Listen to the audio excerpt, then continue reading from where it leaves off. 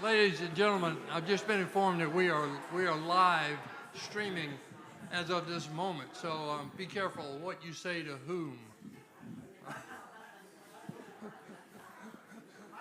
Just kidding, of course. But we are live. I'm told by our technician here, and that means that if you're in China and you want to tune in, you could do that. I guess.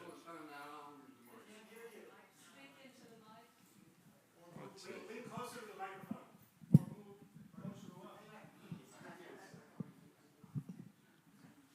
Is that better? Yes. Okay, we are live, folks. We are live streaming as of this moment. So, not sure how that changes anything.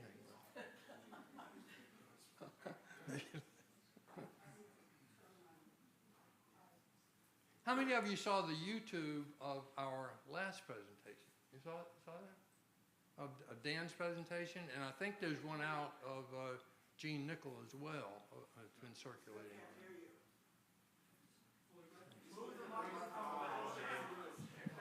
What's wrong with this damn thing? Am I doing something wrong here? Take the mic right out.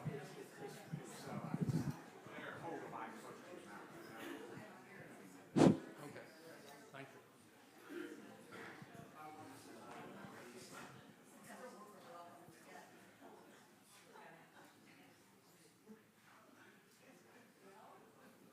Y'all want to come up?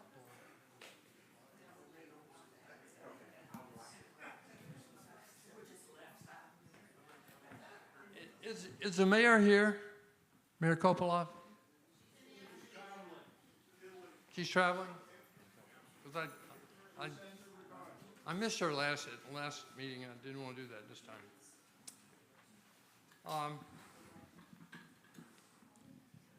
We have here tonight two very special guests. Welcome all, everyone. Some of you have been here before. This is our third meeting of the Transylvania Partners for Democracy. And we expect to have one a month through the end of the year. And we're glad you came out and joined us. We have two very special guests tonight. Tom and Lib Campbell. Many of you are familiar with them through the newspaper. Their columns appear regularly in the Transylvania Times. As I said, this is the third in the series, and we had organized back. It was a cold December afternoon, I remember, when I read. Can you imagine that, a cold day? And I read Tom's piece in the Times about Pamlico County, what they were doing down there. And they had gotten organized and had formed a Pamlico Partners for Democracy group.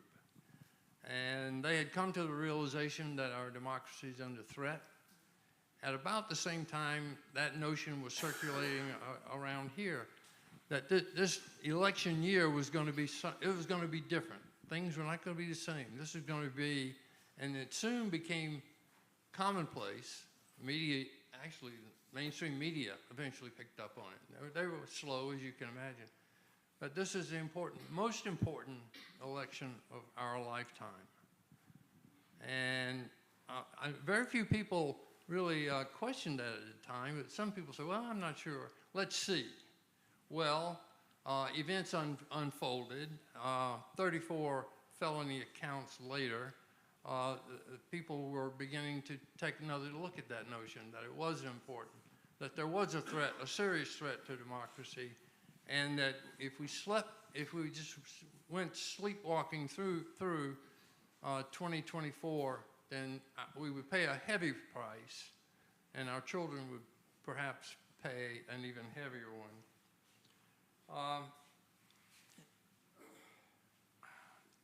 It's reached a point where with my friends that we felt like doing nothing was not an option, and we had to do something. And Tom came along and gave us that chance. We said, well, by golly, here it is. It was like a gift thrown to us. If you want to do something, let's do this. It sounds awfully good. It sounds reasonable. It sounds doable. So we hopped on it, and we've been going at it ever since. We actually have and I don't tell everybody this, but we have $1,000 in the bank, so that's pretty good. We need more. That should not leave this room. Tom Campbell began his career as a part-time radio announcer in Greenville while still in high school. He went on to manage and own television and radio stations across the state.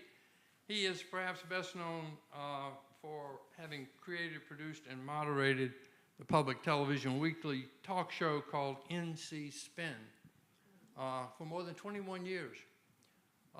Like his wife, Lib, he has been a regular columnist in the newspapers across the state, including the Transylvania Times. His column, as I said, it was a milestone for us on his column on the Pamlico County Partners.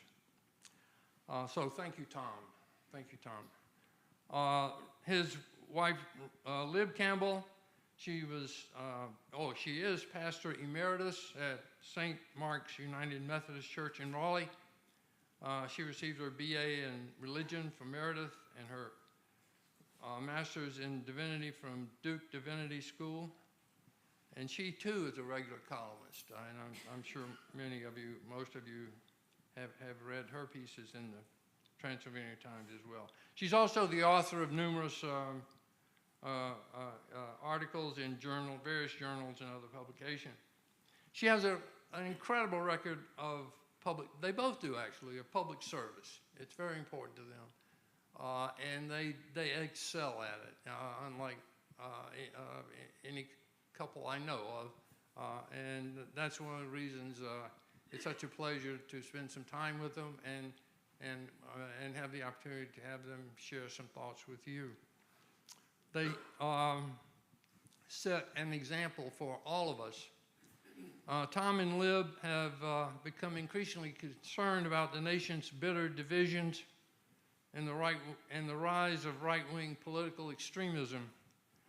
As Tom said in a recent column, and I quote, "The future of this democratic republic we have loved for 248 years is threatened, and unless enough of us come together to make dramatic changes, we may be another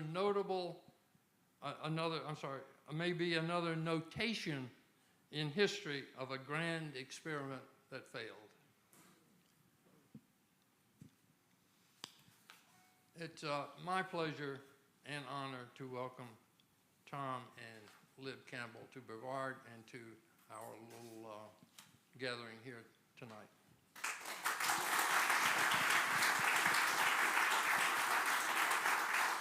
Thank you, Wayne. We appreciate being invited to one of the most beautiful places in North Carolina, and we have enjoyed the scenery and all of the benefits of being here. Is anybody here, by the way, from the Transylvania Times? Raise your hand. Well, I'm sorry. I want to thank them for publishing our articles. We don't get paid anything for doing it. Thank you. We don't get paid anything for doing it, and we send them. You don't get paid for a lot of stuff. Probably about what I'm worth. So we send them out to newspapers, and we never know who publishes it and who doesn't publish it. But Wayne and several here have been very kind and responding to us, and so we're very appreciative of being able to have this opportunity. It was December of 1773 in Wilmington, North Carolina. Colonel Cornelius Harnett received a visitor from Massachusetts colony by the name of Quincy. Quincy told Harnett about what was going on in Massachusetts. The colonists had grown increasingly agitated and disgusted with the way they were being treated by the British Crown. And the Massachusetts colony had formed what they called a committee of communication so that they could begin spreading information to each other about what was taking place and what they were doing about it. Harnack called 30 leading citizens from the Carolina colony together. He lived in Wilmington, which was at the time the largest community in North Carolina, and they formed a committee of correspondence. It is this committee of correspondence which is the template for what is happening with Partners for Democracy, and we applaud you for what you are doing. That committee led to, ultimately, elections and the first provincial Congress that was taking place in the United States in New Bern in 1774. So it was very historical, and it was very worthwhile.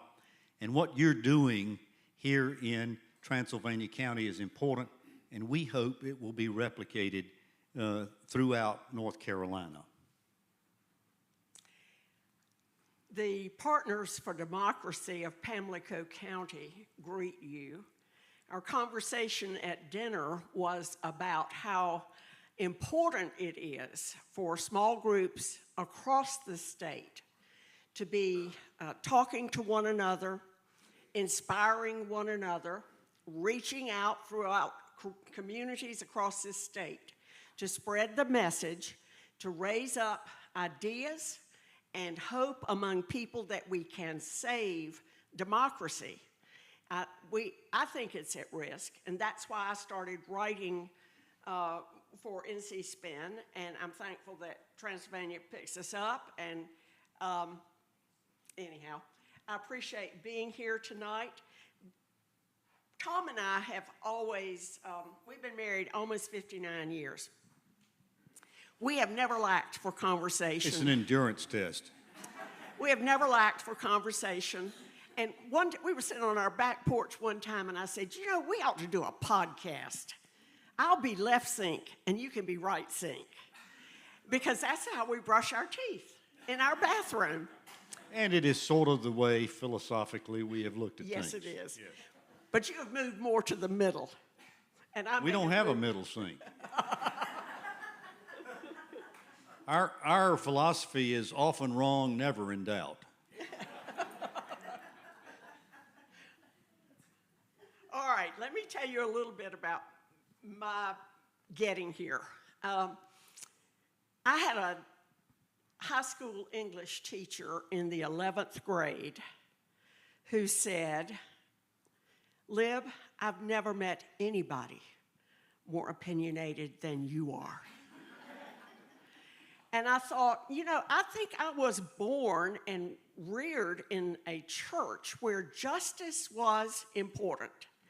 And my whole life, even in high school, was sort of directed toward seeking justice and speaking justice as much as I could. Most of the writing I've done has been of a spiritual formation nature, writing for the church, liturgies and devotionals and all that kind of stuff. But I felt like in the sort of tradition of the Old Testament prophets, let justice rain down like water and righteousness like an ever-flowing stream. It was my time to step into a public, more public, broadly public, not just United Methodist, and speak my mind. And so that's how I got here, and thankfully Tom puts up with it. I encourage you to actually. I told her when I had to beg her almost to get started writing these columns because I've been doing this for a long time, and she had questions. You know, what happens if people don't like them, or what do I need to say, or is there anything I can't say? And I said, I will tell you this. We started a radio show together at a radio station we owned up in Elizabeth City some years ago. About 6 months after we started the show, she kicked me off the show. It became her. It was so bad to the point where this was back in the time when you went to the grocery store. Credit cards were not common at that time. So you went to the grocery store and you wrote a check if you didn't have cash, right? So she'd be in the grocery line and the cashier's, you know, running through the goods that we bought and so forth like that, and Lib would pull out a checkbook and she said, oh, let me show you some identification. And the cashier would say, honey, you don't need to show me any identification. I know your voice. I listen to you on the radio all the time. I grew up in a relatively unusual family. I figured out some years later. My dad started and ran the television station in Greenville, North Carolina, back in 1953. And it was just expected that you were going to read the newspaper and you were going to watch the news, because if you didn't have anything to talk about at the dinner table. So I had an early introduction from that time. Both of them were very stalwart voters and very involved in the democratic process. And I guess the thing that inspired me and got me really going into the political realm was in September of 1960, a young Jack Kennedy came to Greenville, North Carolina, campaigning while everybody was wondering, could anybody elect a Catholic to be president of the United States?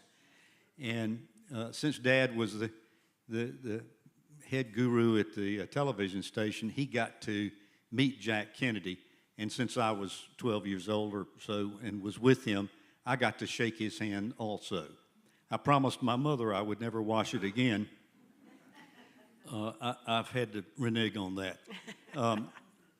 Back in those days in North Carolina, particularly in the area that I grew up in, there were 3 registered Democrats to every 1 registered Republican. That's the way the makeup of this state was. In fact, the chairman of the Republican County Republican Party in Pitt County was a fellow named Red Cavendish, who boasted he could have a Republican Party county convention in the phone booth at the county courthouse. It was that way. But I did get very interested in covering politics and being involved in politics. During the course of my career, I got to the point where, as Wayne said, we owned and operated, our family business was radio stations. And so for some 20 years, I wrote a daily editorial comment on our radio stations, which was very unusual at the time. I'll never forget, I was introduced to speak at the Rotary Club, and the guy that was introducing me, who, by the way, was the post office, said, "He talks like Jesse and votes like Jim," meaning Jesse Helms and Jim Hunt, which was not always true, but anyway. So from there, I was honored to be the Assistant State Treasurer of North Carolina, the Chief Deputy for the late Harlan Boyles, who taught me about state government in North Carolina, gave me an education as I followed him around to all the meetings. The treasurer's on more boards and commissions than anybody else in the state. And so he taught me about that, and that was what enabled me to be able to start NC Spin. The whole premise of the show was that we were not going to try to tell you as a voter, as a viewer, what you should think. We were going to try to present to you both sides of issues and then think you had enough sense to make up your own mind as to the right and wrong of it. How many of you ever saw our TV show, NC Spin? We've been off the air now for a couple of years. I brought some swag from the TV show that I'm trying to get rid of. So if any of you would like a coffee mug or an umbrella or a tote bag, feel free to help yourself. But it was quite an education to me, and that's really what helped me to get to where I am in state politics. And I managed Harlan's statewide treasurer's campaign in 92 and 96, and then from that went to the TV show in 1998 and did it for 21 and a half years, 1,154 shows, the longest running television talk show in North Carolina history. So, Can I tell one story? No, because I think I know what it is. So Tom was doing this campaign with Harlan Boyles around the state. And George Boyle, who was one of the legal advisors to Harlan, said that I worked a room better than anybody else on the campaign trail other than Susie. Yeah, Sarah Parker. Oh, Sarah Parker. But we went to a state treasurers meeting held at some of the banks, some of the bank presidents and so forth in Charlotte. And so we had driven up in several cars. And coming back in the car, I was not with Tom in the car. I was with some of the bank heads who had been, schmoozing up there. And with our deputies. And with the deputies. And I asked them just right out loud, why are there no women or minorities in this gathering? And you know what Tom said? I will never let you ride alone again. Thought I was going to get fired. I hadn't been assistant treasurer that long. All right, let us sort of set the stage for what we're going to do tonight. I hope you will see that the back and forth, we do this on issues, and we skip around very often in our swimming pool as we float around on our little noodles with glasses of wine and discuss politics, or in the car or whatever. So here's the way I think I see what's going on right now. This is a presidential election that most voters would love to be able to choose when they go to the ballot, none of the above. We've got one candidate who can't tell the truth. He's an egomaniac and an autocrat, and the other candidate won't face the truth. He wants to shut down at 8 p.m., which just doesn't work when you're president. So we have an economy that, by all estimations, is one of the fastest growing and best economies the world has seen, and yet not many people recognize it or want to admit it because they see the loaf of bread at the grocery store is 15 cents more than it was before COVID, or they see the gasoline price is before it was. But it's a historic recovery. We've got a Congress that is so gnarled up it can't seem to do anything except fight with each other.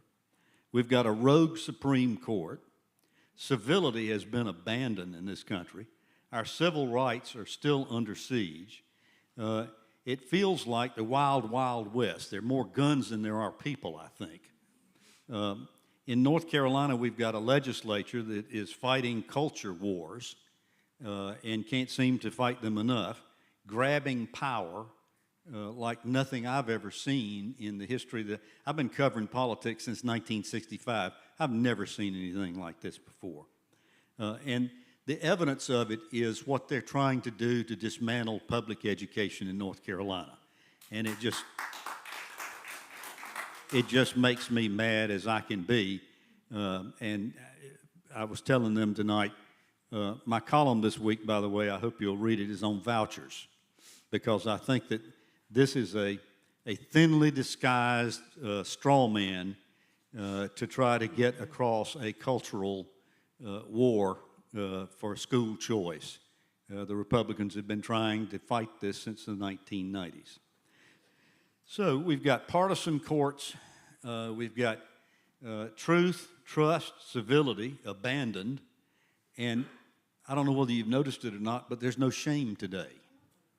You can rob a bank and get caught. You could shoot somebody on Fifth Avenue and not. Which would be difficult. Number one, I don't want to go to Fifth Avenue. Number two, I don't own a gun. But anyway. All right, so this sort of sets the stage, I hope, for some of the things that we'd like to talk about. And Wayne gave us a lot of liberty to be able to pick and choose, and we ain't from here, so we're going to be leaving tomorrow, and y'all can be just as mad with us as you want to be. But we thought we'd try to tell you some of the things that concern us and some of the things that we see, and hopefully some suggestions about things that we can do. Let's start with the current election. Lib, kick it off. Well, you said that the thing I needed to say first was that we've got a lot of questions, all of us. And I told Tom on the way up here, I said, I hope these folks are not thinking we're bringing answers. But the one thing that I would They're tell... all going to get up and leave now. No. The one thing I always told the classes I taught in the church, my job is not to give you the answers. My job is to shape you in ways that you ask better questions. And then you live those questions into the answers that come from them. And that's kind of where we are right now. We need to question everything. That used to be a bumper sticker in the 60s, question authority. Raise questions in groups and ask questions of people like, why in the world are you doing that? The autocracy, have any of you read Anne Applebaum's book, The Twilight of Democracy? I think she does a really wonderful explanation of how a democracy can be turned. And you talked about the Weimar Revolution, and I haven't done a lot of study in that, but Hitler came into that and reversed almost every piece of that. And there may have been cracks in that republic, and probably there were, which is the problem now, is that there are enough cracks in our culture that somebody like a Donald Trump and the people who've written Project 2025 can come in and think they have a chance. This is how democracies fall, is when we have these small cracks that get exacerbated by people of ill will. And that sums up the current election. Well, I mean, all right, so That's supposed to be the topic. Read the script. I do go off script. Yes, you do. The current election, you know, and I think we're just in a mess. And who was it that said, what a revolting development this is? Somebody said that one time. And so we've got this choice, but it's not a choice between Donald Trump and Joe Biden or whoever the Democrat is. It's a choice between democracy and autocracy, the loss of freedom. And it's so funny that we have a river community, and we have a parade every year on July 4th. And the posters that were on some of the little floats of the parade, let freedom ring, you know, liberty and justice for all. And I'm thinking, don't you know, and they're all conservative. They're all Trumpers and ditto heads. And I'm thinking, don't you know what you're going to lose? And they must not. They have not read. Anne Applebaum and she still writes good articles about that for The Atlantic. But read smart people on this and share the books and talk about the books and share your books with people, even though you don't get them back a lot of the times. One of the things that you've written about and have done much more research on than I is Project 2025. Talk about that for a minute or two. Well, I had not heard, I will be honest, I had not heard about it. And our daughter-in-law, who is really pretty apolitical, came in and said, Lib, you help me all things political and all things theological, so I've got something to show you. And she showed me a video of somebody talking about Project 2025. And I thought, holy cow, that sounds scary as all get out. And then Taraji Henson, did you hear her on the BET Awards? She's a famous black actress. You would recognize her face. She's in all kinds of things, a Golden Globe, Emmy, all that winner stuff. And she has recognized it. But in the last month, people are coming to see, you know, we think Donald Trump is a total problem, some of us. But this is a well-planned, systematic manifesto that will be implemented from day one, January 20th, 2025, and it will disrupt and destroy all of the administrative state of the country. And if you read through it, if you go online, Project 2025, the manifesto, which is 900 and some pages long. Talks about how they're going to defund the education department, that DOJ will be totally under the control of the president. And can you imagine that with Donald Trump as president, or whoever a conservative is? But there's an arm of this project that is already at work identifying about 3,000, maybe more, employees of the government, federal employees, to see if he can identify those who would not pledge fealty to Donald Trump. Well, in fact, they say, you can take a sip of water and I'll fill in here. They're saying they're going to fire 3,000 federal employees the day after they take office. Now, there is a civil service law in this country which protects people who work for the federal government. But have you ever seen such a group of people that flout law like these people? Well, it's never bothered Donald Trump before. I'm not sure why it would now. But this Project 2025, I've written a little bit about it. Lib has written extensively about it. And we get mail from, and you can guess from who, but they are saying, oh, this is just fake news. There's nothing to wrote me this. and said that was fake news. And I'm thinking, you know what? You can believe what you want. And it just worries me that people don't want to read broadly enough to find out if there is something on the other side of this issue that they are missing. And because you don't have to scratch the surface very hard to read about Project 2025. Here's the scenario. This happened to us just last night, as a matter of fact. We were at a dinner party.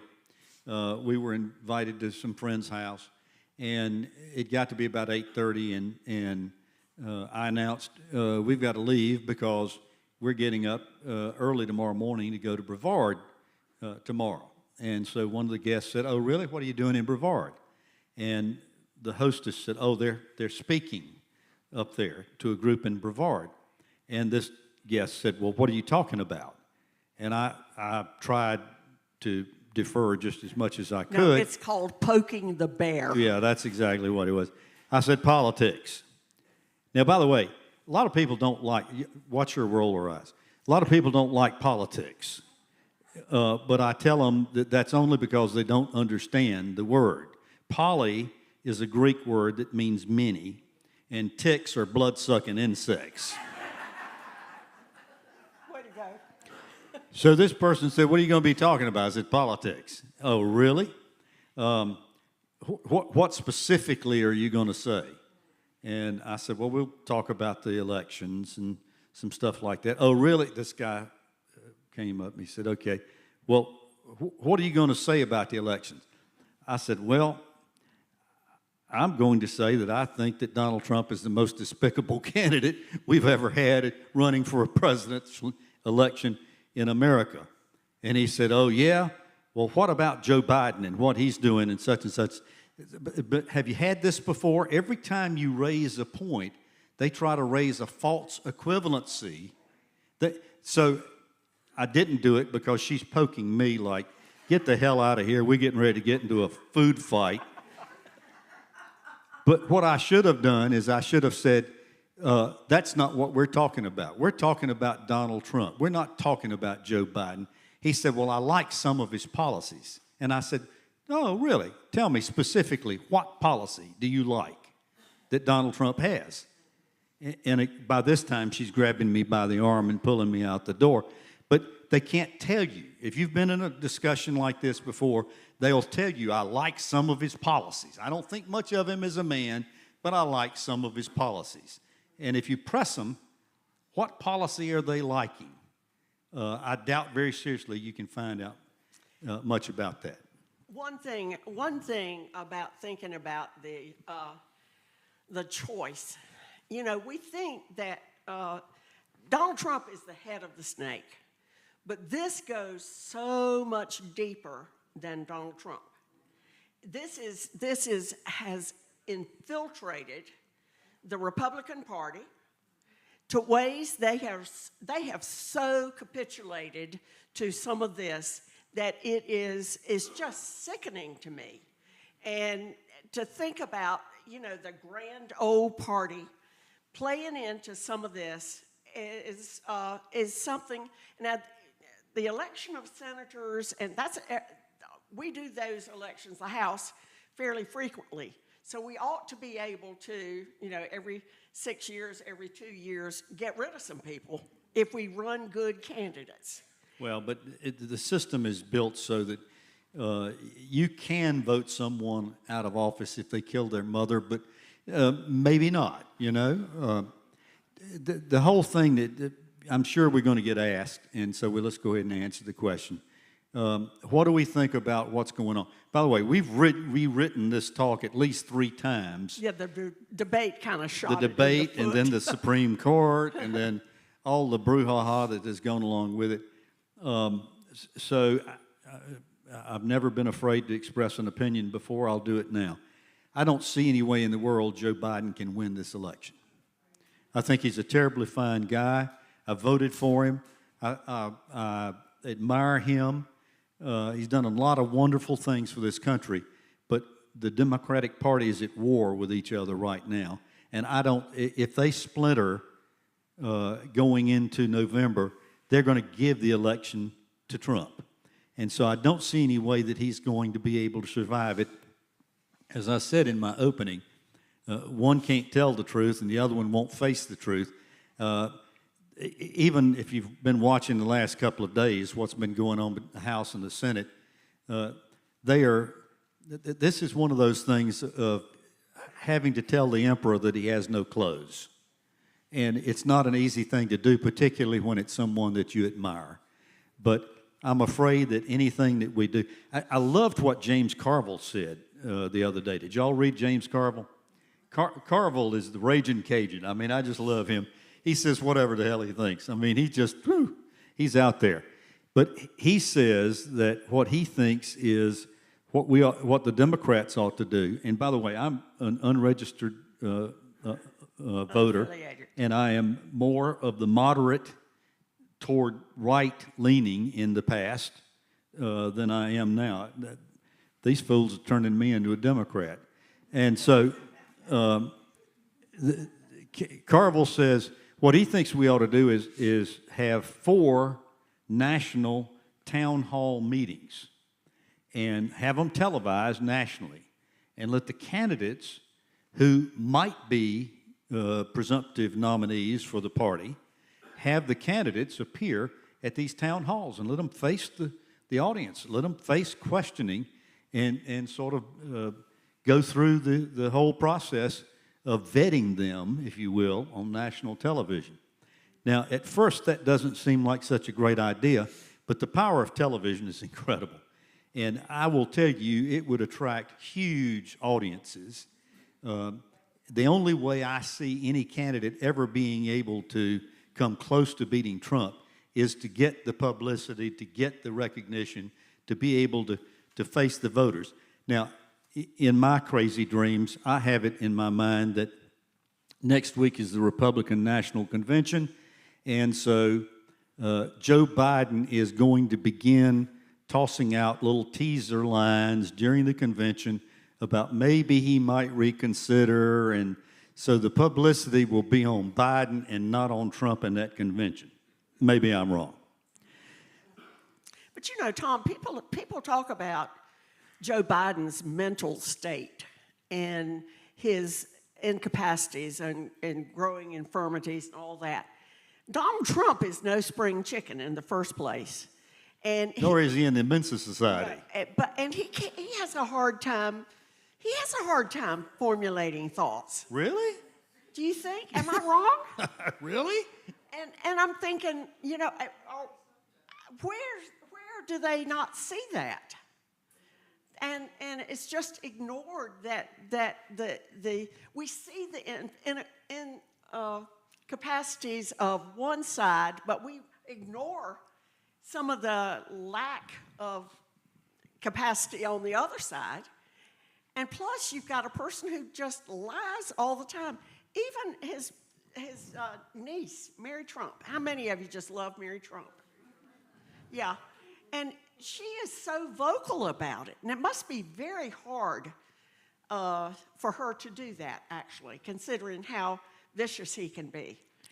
If any of you have read many of my columns, you know that I primarily write about North Carolina because it's primarily what I know. And again, it goes back to the education I got from Harlan Bowles. Through the 21 years I did this television show, obviously I got to know a lot of sources, people who work in campaigns, who are involved in politics very deeply. One of them talked to me Monday before we left, and he said, Tom, let me tell you about an internal poll that will never be publicized, but I think it's valid. Prior to the debate, Joe Biden was trailing Donald Trump 9.9 points, 9.9% in North Carolina. After that debate, he's trailing Donald Trump 11.9%. He said Democrats across North Carolina are worried. In fact, they're in depression because of the fact that the party is divided. One source told me that if things don't get better, every statewide Democrat on the ballot in November is going to get defeated, with the exception of Elaine Marshall. And Elaine Marshall is just such an icon, and she's been Secretary of State, has been there for so long. She probably will win. They are saying now that our current congressional delegation in Washington, in the House, is 7 Democrats, 7 Republicans. They're predicting it's going to be 11 Republicans and 3 Democrats come November 6th. We're going to see veto-proof majorities, solid veto-proof majorities in each chamber of our legislature. Mark Robinson will become our governor. God forbid Mark Robinson becomes governor, but if things go according to what these people are telling me, that's going to be... We've got work to do, y'all. Yeah. And Dan Bishop will beat Jeff Jackson, who I think is one of the brightest young stars in the Democratic stable. We've got a superintendent of public instruction, Mo Green. Some of you might know he was superintendent of Forsyth County Schools, has an enviable record in education, and he's running against, I'm not being recorded, am I? Oh, yes, I am. Well, a nut job, Michelle Morrow, who's homeschooling her children. She wants to be our superintendent of public instruction? I don't get that.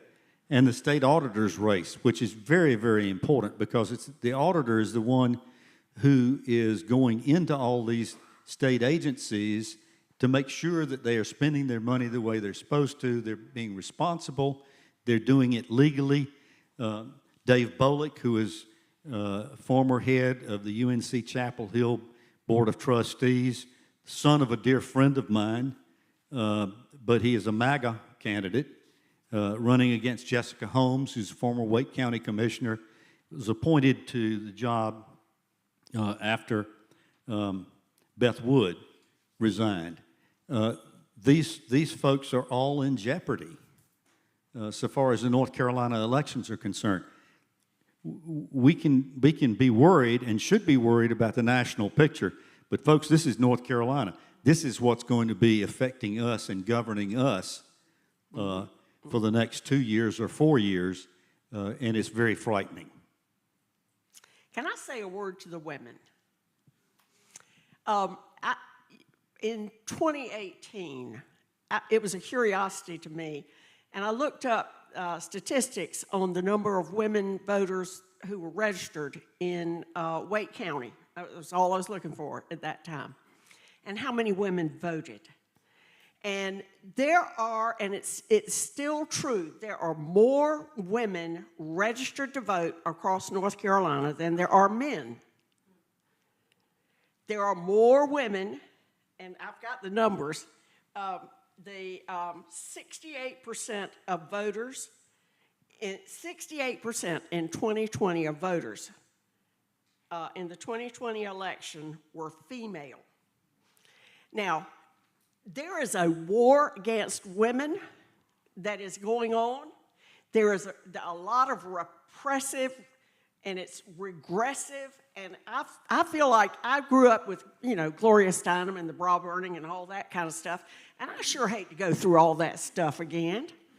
But we are living a dystopian vision, and Project 2025 has a piece in it that the Comstock Act, are you familiar with that? The Comstock Act will be the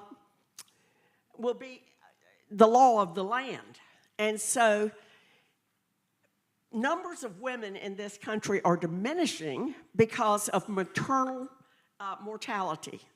Women are dying because of reproduction problems with abortions and so forth like that, non-treatment, people not treating that. And so that's a very scary kind of thing that women are under such assault. I was in Kinston, which is eastern North Carolina. Below the gun rack was a bumper sticker that said, repeal the 19th Amendment. Repeal the 19th, I mean, this is on their radar, folks. They're going to take away women's rights and put us back to, this is a Handmaid's Tale thing in the making. And we have fought this fight before. Women have only been able to vote for about 100 years.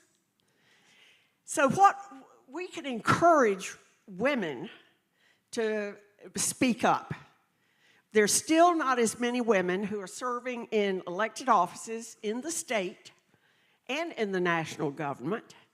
And so we need to encourage our young women to, I went to Girls State. Did any of you in here go to Girls State? Do you know what I see a hand back there? And that was a long time ago. The American Legion sponsored. Do they have electricity then? They did. They did. There was some rats running really fast.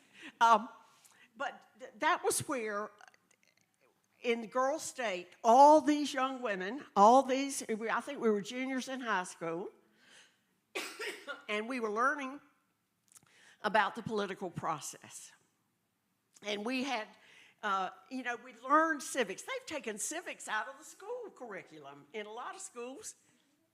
So we need to encourage, women have enough voting power to control a lot of what goes on. And I just want to put that out there. Thank you, Tom. You're welcome. Well, we are running, I'm watching the clock, and I want to be able to make sure you folks have opportunity to ask questions of us on a number of different topics, and I guarantee you we probably have an opinion about it. There's some topics that we had listed down here that we obviously aren't going to get into tonight. One of them was the Supreme Court, particularly this immunity decision, which was passed down, which just goes to show the partisanship of our judicial system in America and in North Carolina. If you'll look at the votes that come out of our state Supreme Court, the Republicans hold the majority of seats in the Supreme Court, and so the rulings all come down based that way. Can I interject one little thing? When Clarence Thomas was being put through the Congress, and Anita Hill was, 1991, I think it was, Anita Hill was telling her story, her Me Too story, and nobody paid attention to that. Nobody paid attention to that. When Christine Blasey, or whatever her name was, talked about Brett Kavanaugh, you remember he came on television and he just boo-hooed. I love my beers. And I'm thinking, what kind of person we've elected and set people on the Supreme Court that should never have been there. Dahlia Lithwick. How many of you have read Lady Justice? She has Anita Hill's story and a lot of the Me Too stories. She's a lawyer with the Supreme Court.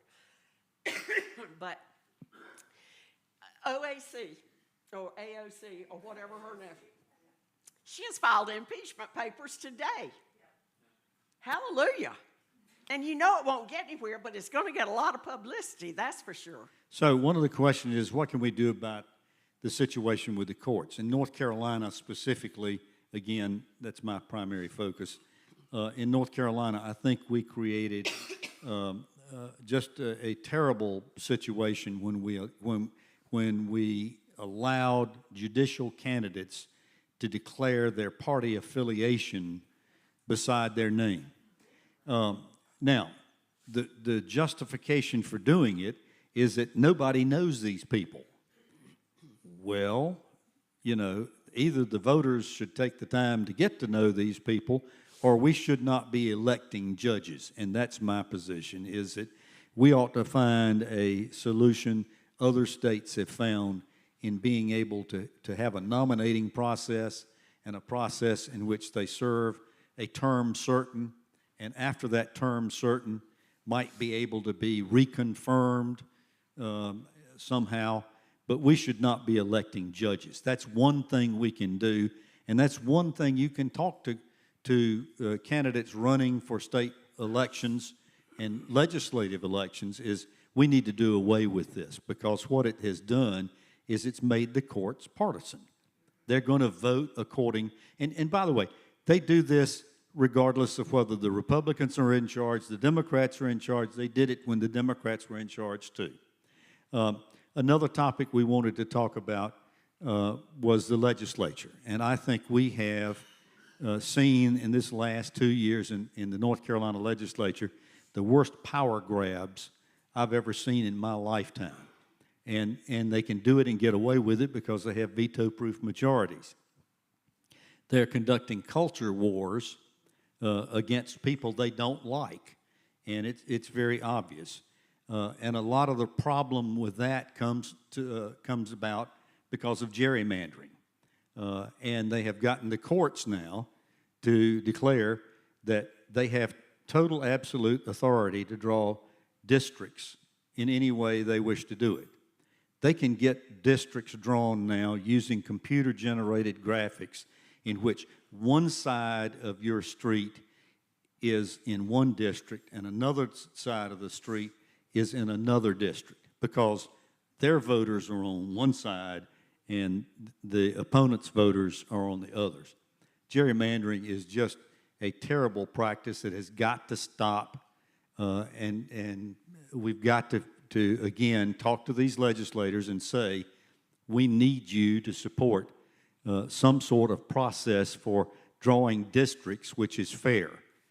However, the people in power don't want to give up power, so they're not going to allow gerrymandering. Anyway, there are several things along this lines for the legislature that I'm concerned about. You had some. Well, I wanted to talk about voting rights and civil rights and LGBTQI rights and those kinds of things that are being eaten away. And the civil rights legislation, the Voting Rights Act, was first passed as part of the Great Society in 1965, or about that time. But it had a sunset, and so it's had to be renewed repeatedly. And this last Congress will not renew it. And they have not renewed it. In fact, they have made obstacles for people voting. They have made it harder. Remember what Brian Kemp did in Georgia? And he shut down voting places and all of the hubbub about ballot boxes and all of that. There was a story today that they're putting ballot boxes back out. But in Massachusetts or somewhere, I don't remember where.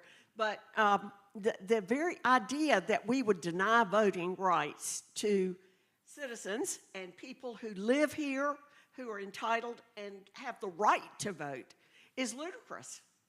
And this with LGBT and cutting funding for health care for young people who are having gender identification kinds of situations. And I'm stepping into a little bit of probably something that may be uncomfortable.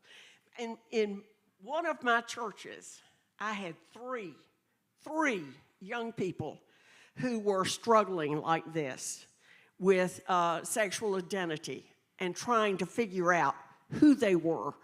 And two of them have transitioned, but the suicide numbers for young people in this category is about 39% higher than across the board with young people. So we've done great harm in something we don't have great understanding of. And, you know, John Wesley said, do no harm. And here we are doing harm. Let me move to another topic because, again, we really do want to make sure we give you time for answering questions. I want to talk about the media for a second.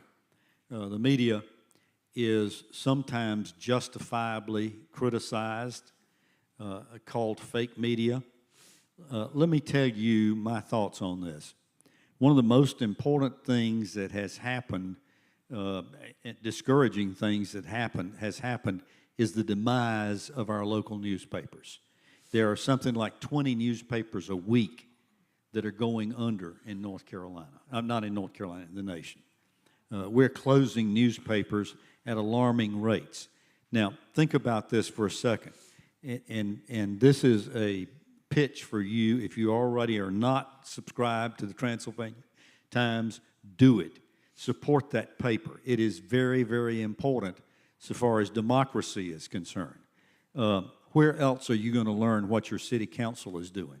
Where else are you going to learn what the county commissioners or your school board are doing? Because frankly, radio can't do that. Television gives you a 30-second news story, and if you watch local news on television, if it bleeds, it leads. They want to have wrecks, robberies, murders, rapes. That's what goes on the first 10 or 15 minutes of every television newscast. It's not news, but it gets eyeballs, and that's what's happened in the media business. That's what's going on so far as CNN and MSNBC and Fox, and they're just selling eyeballs. I don't really know that they care philosophically about the subjects that they're talking about, but if they get your eyeball, they can use it to sell more commercials and make more money. And this comes from somebody who has been in the media world for 30 years, and I can tell you that's what's going on. Be selective about what you watch and what you read, but please support your local media. If you've got a good local, I remember nearby in Hendersonville, North Carolina, WHKP, I think is the call letters of it, Art Cooley and that radio station over there, known him for years. They're good local public service stations. They're disappearing. They've been bought out by groups. So it doesn't, the radio like I used to do when I was in the radio business, community radio, it's gone. It's all automated. It's satellites and all that kind of stuff. Support the people who are doing the good work with that. There are parallels between what is going on in the government and what has gone on in the church, in my opinion.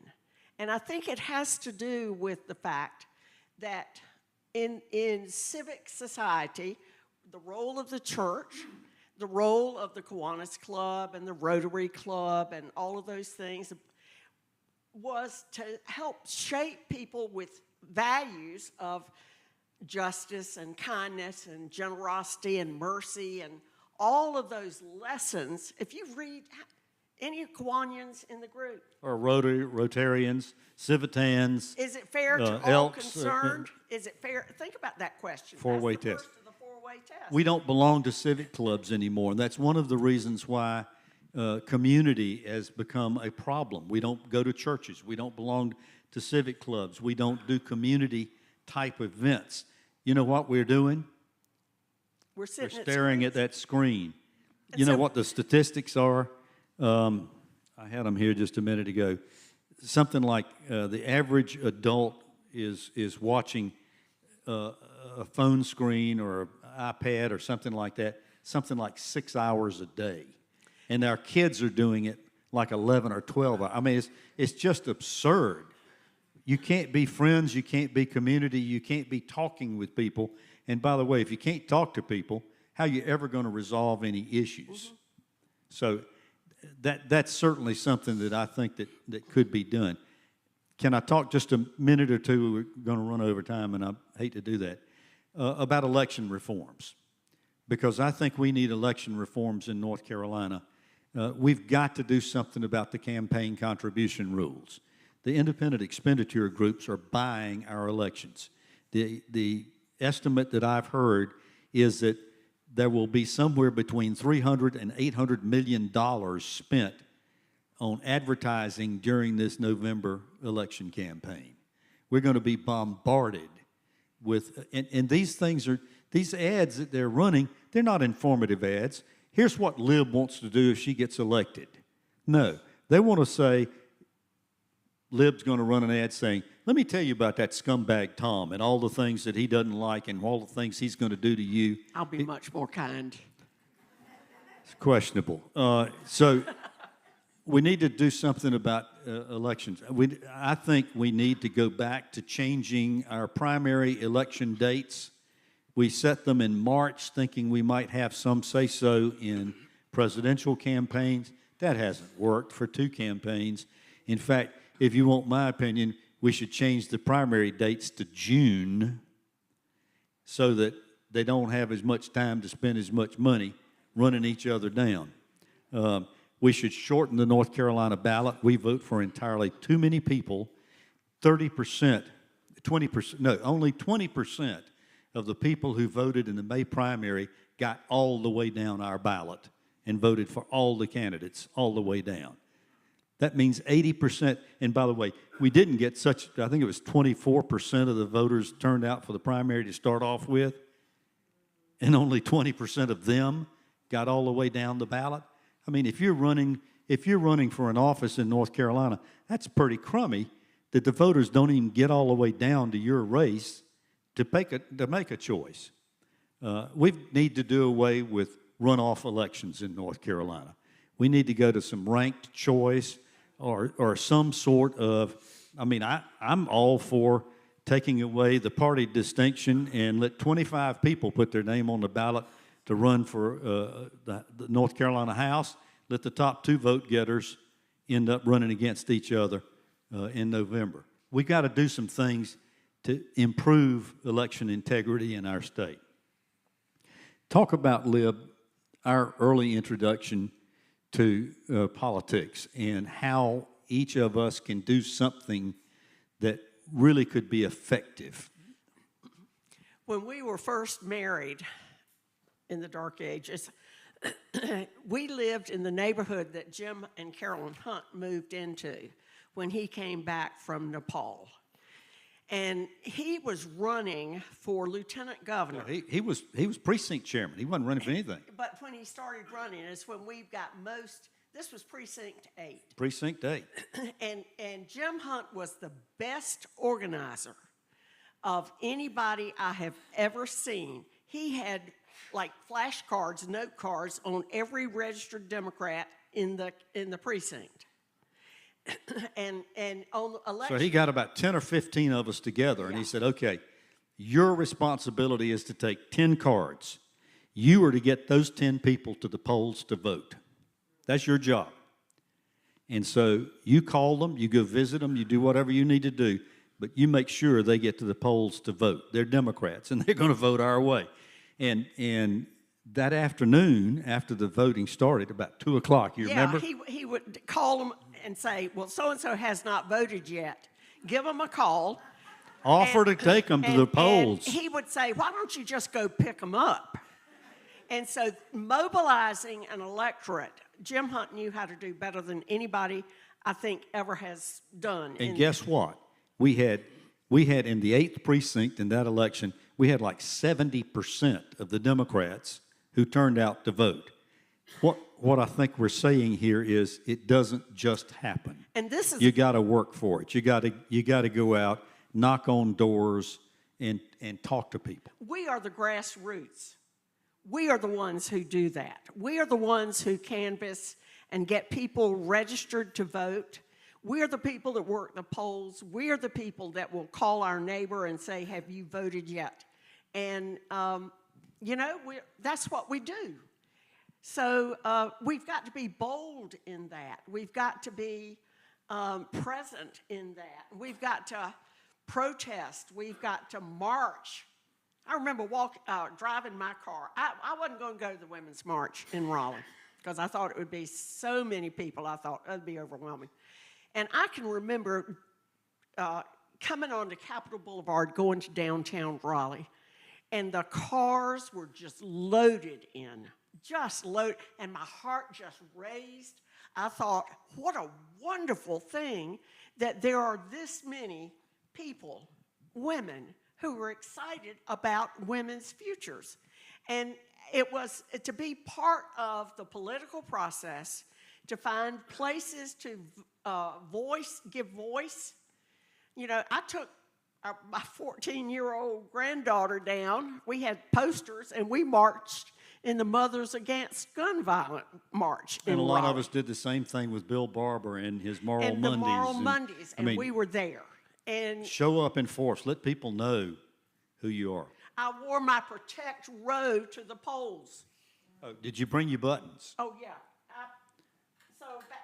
After about 2018, I was so on this women's jag. I had about 500 or 600 of these printed and made up. And I've got a few of them left if any of you want one. It Women says vote. Women Vote. So that people will, see that we know that we have influence at the ballot box. And Wayne, if y'all want some, we'll get you some. All right? I think we ought to have men vote too. Yes. Whoever. Yes. All right. They and them. Seriously, let's see if we can take some questions. Who's got some questions they want to add? Yes, sir. I'm bringing you the mic.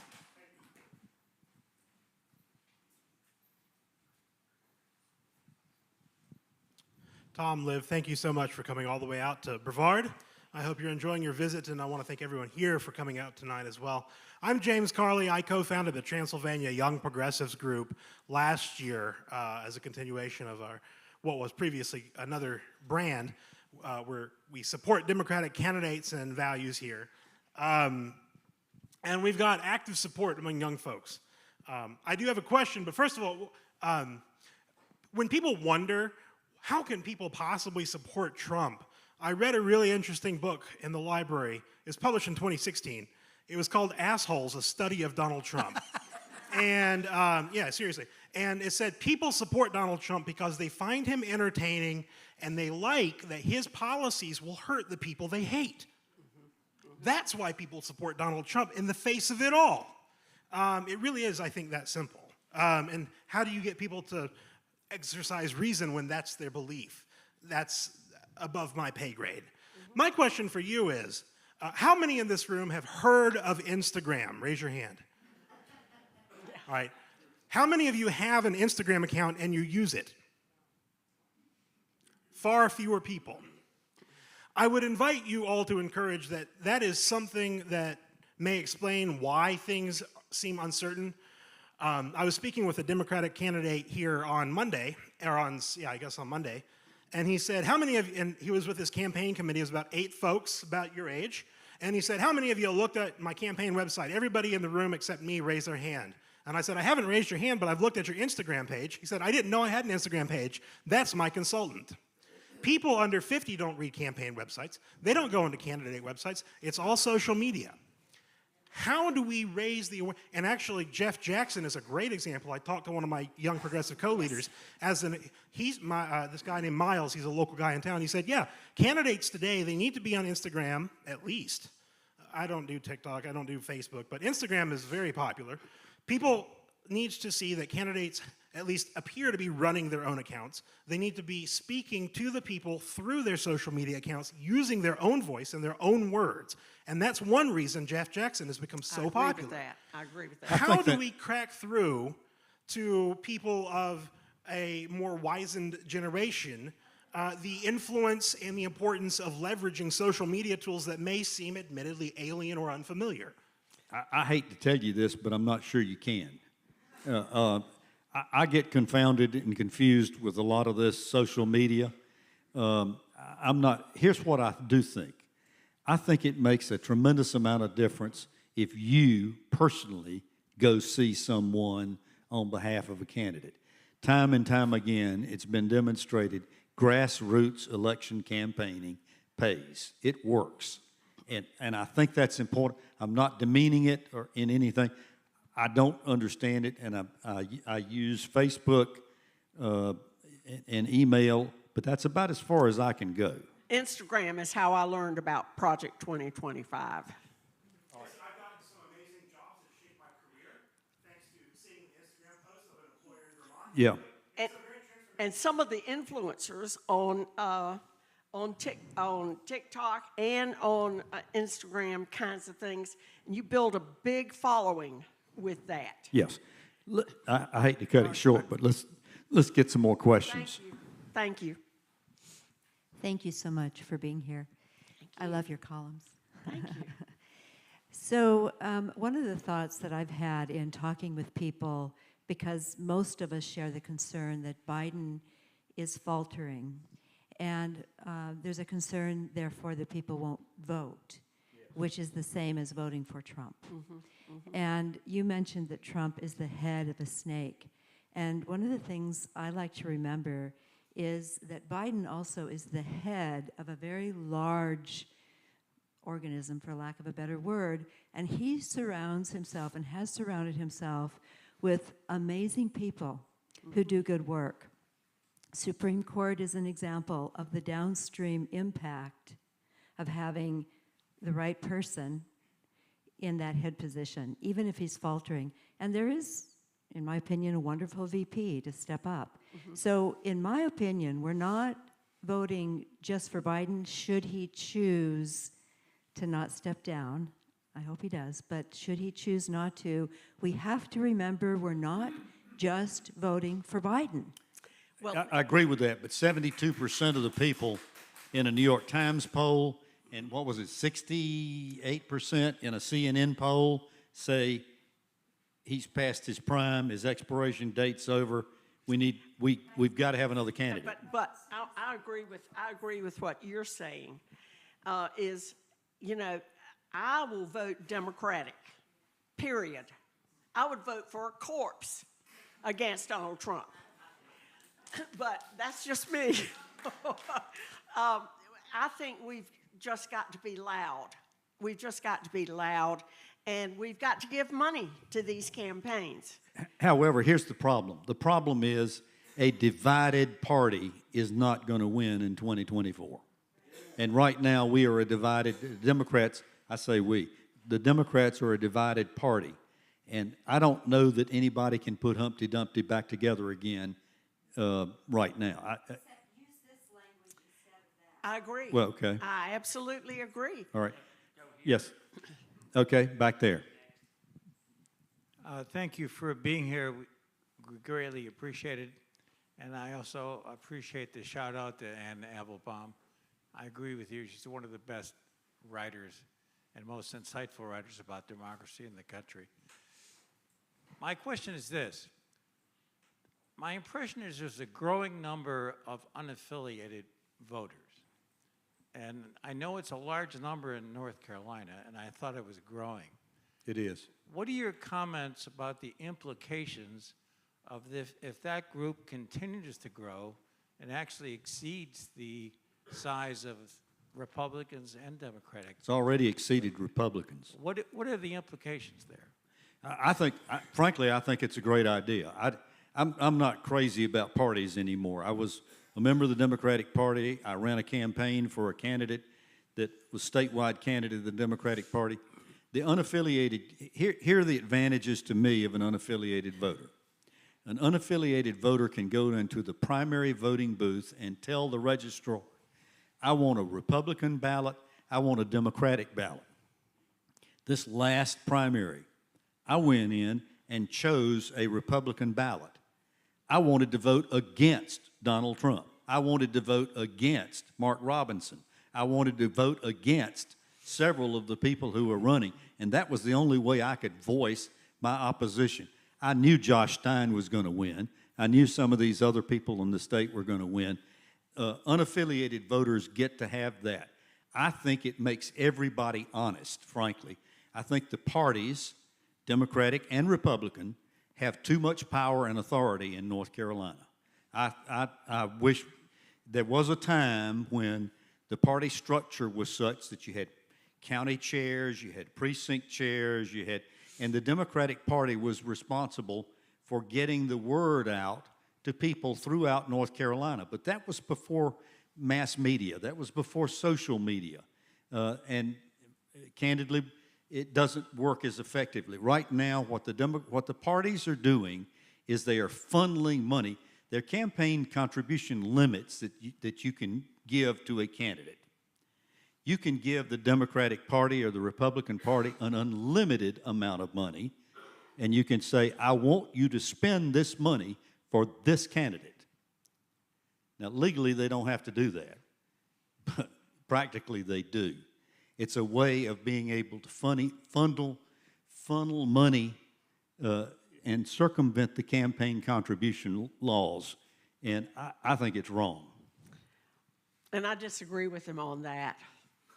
I'm a yellow dog Democrat. I have staked myself out. She has gone to the polls with our yellow dog before. I used to Seriously. walk to our polling place, and we had a yellow lab, and I would tie a flag around her neck, and we would walk to the polls, and I'm here with my yellow dog. We voted separately that election. But I think, to stand for something I didn't say you didn't stand for something. I just said important, though, to have a platform of social, and you said coming up here, the Democrats have always had a bent for social justice and action. I don't think the And so Democratic Party is mind effective aligning anymore. myself with that, not one bit. I don't mind. I'm excited for that. Be a nice ride home.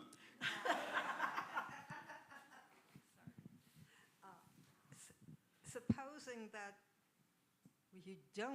we choose not to vote for, or to have Joe Biden as the head of the party and continue, then the other option is his black vice president, and if she is eliminated, I think we lose the whole black community. Are you saying okay, I'm not sure I understand your question totally. First of all, if you don't vote, you elect Donald Trump. Oh, well, I'm Okay, not saying so if you, okay, I mean, I'm like Lib. I will tell you, I think Biden should get off the ticket because I think he can't win. I'm going to vote for him because I think he's between the choices. I mean, I think no choice. Yeah, there is no choice. But at the same time, I think we stand a better chance of getting a president elected. That's just my personal opinion. But how do you successfully do that? That's Well, I the think it can- $24,000 question. I think don't it can be done, anybody and I think knows. in this next week we're going to find out, frankly. It is scary. I agree. He's been trying to ask a question forever. I, like many of the folks here, am old enough to remember 1968. Amen. Chicago. Comment on that, if you would. 1968 was a disaster. The Democratic Party was still reeling from the Vietnam War and the fact that it had taken ownership. Poor Hubert Humphrey just got killed before he ever got out of the gate by Vietnam protesters. And by the way, this is just, again, a personal opinion. The way we treated our Vietnam vets when they came home is absolutely abominable. These folks didn't start that war. They were over there because we sent them there, and then we turned around and defiled them, and I mean, it was just horrible. We've just been listening to Doris Kearns Goodwin's book, and she does a lot of talking about the Johnson administration. And in conjunction with that, I've just finished reading The Women by Kristen Hanna. And if you've not read that, it's about the nurses in Vietnam and what they experienced there and how they were treated when they got back. Kathleen Ballou wrote a book called Bring the War Home. Now, we talk about paramilitary groups in America and the hate groups, the rise of white supremacy and hate groups in America. Southern Poverty Law Center tracks a lot of that. But she talks about in her book how what has happened after these wars, Afghanistan, all these wars, people come home out of that, particularly after Vietnam, where there was such hostility toward that war and such a bad, the veterans bore the brunt of that hostility about the war. But they came back with training, tactical training. They knew how to use weaponry. And if you looked at what the Oath Keepers and the Proud Boys did on January 6th, you remember that thread that went up? That's a military tactic. And so we've got people who are armed and mad in a lot of cases. And some of that has to do with the 1968 repercussion. My question is, aren't there parallels now with that debacle in 1968 if we change forces now? Well, and Well, there may be. it depends on how it's handled, and I think there is that possibility. I'll have to tell you, I'm very worried because just about every scenario I look at and try to chase the rabbit down the hole ends up with Donald Trump winning the election. But we cannot Which is lose just, hope, people. We you know, cannot lose hope. A lot of my friends are saying, "What country are we moving to?" Okay, one more question back here. Well, we've still got 10 minutes. No. You don't know how long my question is. So I hear all of this talk about especially extreme partisanship. And my question is, I'm concerned about the presidential election, but I'm equally concerned about our local community. And I see that hyper-partisanship coming into play quite a lot here. My question for you is, have you seen examples of local communities in North Carolina who come together to go beyond those partisan divides and work for the community good? Yeah, I think a lot of it has to do with groups of people who are willing to be open and to discuss and to listen to each other. We've lost that civility in our communities. We've lost the capability. When you sit across a guy at a Rotary Club and you're talking about election campaigns, I say a guy, it can be a gal too, and you're talking about election campaigns, and he says, well, I'm supporting Donald Trump, are you going to get up and throw your meal at him? No, because you have, over a period of time, developed a relationship with that person. And I could say to this person, I just don't agree with you on that one. Let me tell you what I think. And if it is done in a basis of established friendships, relationships, then I think you can very easily accomplish some of that so far as the partisanship is concerned. It is a big problem, and I think my personal feeling is that municipal elections ought to be nonpartisan. They should not have any kind of party affiliation attached to it whatsoever. Now, I'm dreaming, I think, but that's what I think. I think evenings like tonight, where interested people come together and hear the stories, everybody will kind of we've heard the same kind of stuff. All of us have heard the same stuff tonight.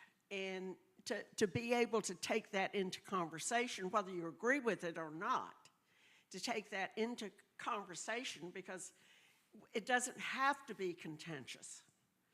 We can say, did you hear what they said? What do you think about that? And, that's the only way, and this partners organization, I think, is a great opportunity to begin that as this spreads out and more people join this movement. And Of course, it has to be said, I mean, most of you are here because of your opposition to Donald Trump, right? Is there anybody that's not here for that reason? So, I mean, that defeats the purpose of what you're trying to do, because this is a partisan group to start off with. But I think that one of the charges that we've got is to try to reach out to other people and touch other people. We will take one more question.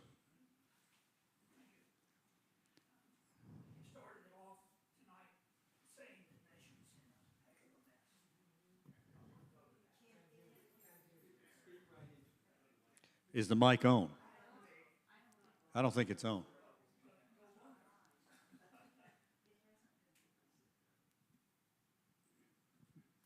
Testing. A couple of examples of the mess. I'm a 65-year Democratic voter.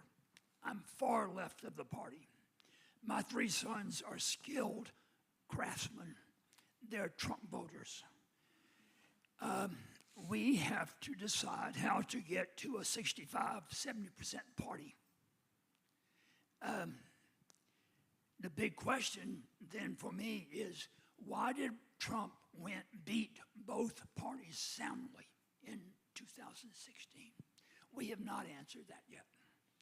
My sons told me that about NAFTA 20 years ago, and I could go on and on, but the points I make is Trump beat both parties very soundly. The Democratic Party does not talk about economics. Economics has not been discussed tonight. So It has been discussed tonight. no, not the way we should talk about it. There is, and that's one of the problems. That's one of the number of billionaires who live in the United States today, and even in North Carolina, is shocking, absolutely shocking. And the wealth disparity helps fuel a lot of the grievance among us. There's a new movie coming out Friday called America on Fire. Michael Douglas is one of the co-producers and is the narrator of this movie. And we heard an interview that he did this morning on TV, on our Sirius XM radio, talking about it. Maybe some of y'all have heard it too. But he talked about the fact that capitalism, frankly, is broken. And I've written about this. Yeah. When I first started covering politics, back in 1980, the CEO of a company made 47 times more than the average worker who worked for his company. Do you know what it is today? 280 something. They're getting more, they're getting, well, it may be higher than that, I don't know. But, I mean, think about the disparity there. And Michael Douglas in his movie says part of the problem that we've got with partisanship is because the middle class, he says the Dow Jones Industrial Average has increased by 380% since 1980. Living wages, actual wages, have been increased by 16% since 1980. No wonder there are a lot of people mad. And there are a lot of people in the middle class. And it's understandable. And I, to your point, I think that is something that we have to talk about and have to address. And to his credit, Bill Clinton worked really, really hard to do that. He wrote a book about it, as a matter of fact. But it is something that we've got to address, and it's something that we've got to take actions about. Yes, I can take one more question. I'm here all night.